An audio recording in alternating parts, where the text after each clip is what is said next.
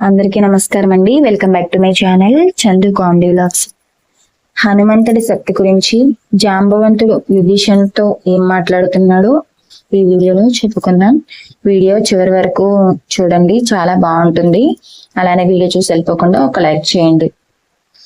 ఇంద్రజిత్ బాణములు ప్రయోగించక ముందే విభీషణుడు యుద్ధ భూమి నుండి పారిపోయాడు. హనుమంతుడికి ఉన్న వరం వలన ఆయనని ఏ అస్త్రము బంధించలేకపోయింది.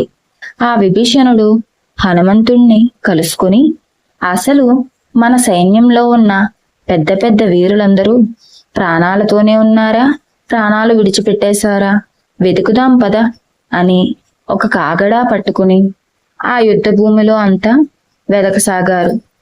ఇంద్రజిత్ అందరినీ కనురెప్పలు కూడా తెరవడానికి వీలు లేకుండా బాణాలతో కొట్టి చంపేశాడు. అలా వెతుకుతూ ఉండగా వాళ్ళకి జాంబవంతుడు కనిపించాడు. విభీషణుడు, ఓ జాంబవంత, నీకు స్పృహ ఉందా? మేం మాట్లాడుతున్నది నీకు అర్థమవుతుందా అని అడిగాడు. అప్పుడు జాంబవంతుడు మెల్లగా కనురెప్పలు పైకి ఎత్తి ఇలా అన్నాడు, నాయనా, నీ కంఠం చేత నేను గుర్తుపట్టానయ్యా. నువ్వు విభీషణుడు కదా. హనుమంతుడు ప్రాణాలతో ఉన్నాడా అని అడిగాడు.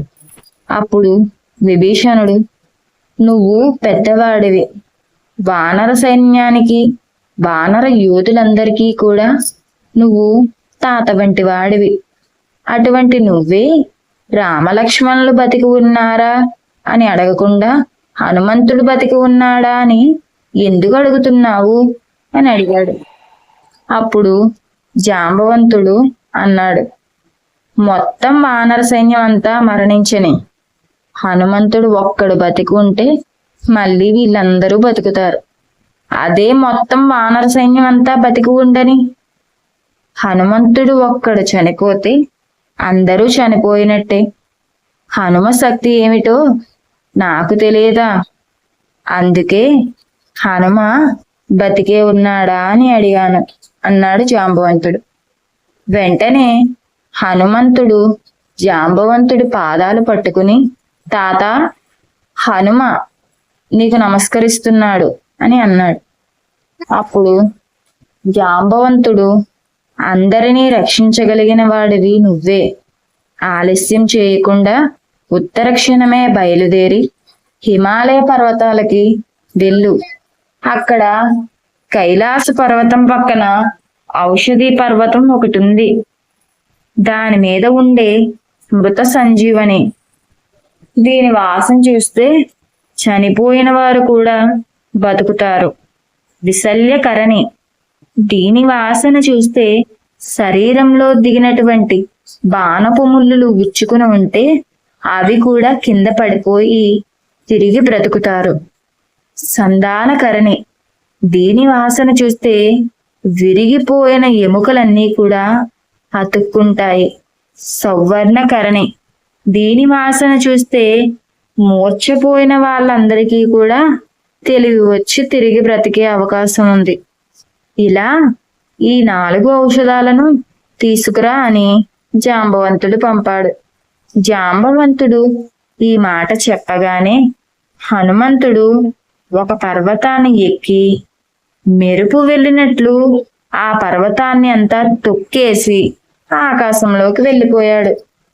హనుమంతుడు చాలా వేగంతో హిమాలయ పర్వతాలను చేరుకుని ఔషధి పర్వతం ఎక్కడ ఉందా అని చూస్తూ వెతుకుతూ ఉండగా ఆ హిమాలయాల మీద ఆయనకి బ్రహ్మగారి ఇల్లు కనపడిందట. అక్కడే పరమశివుడు తన ధనస్సును పెట్టే ఒక పెద్ద అరుగు కనబడింది. అక్కడే హయగ్రీవుని ఆరాధన చేసే ప్రదేశం కనబడిందట. సూర్య భగవానుడి కింకర్లు ఉండే ప్రదేశం కనబడిందట. అక్కడే ఇంద్రుడు ఉండే గృహం, కుబేరుడు ఉండే గృహం కూడా కనబడిందట. అక్కడే సూర్య భగవానుడిని విశ్వకర్మ చెక్కిన వేదిక కనబడిందట.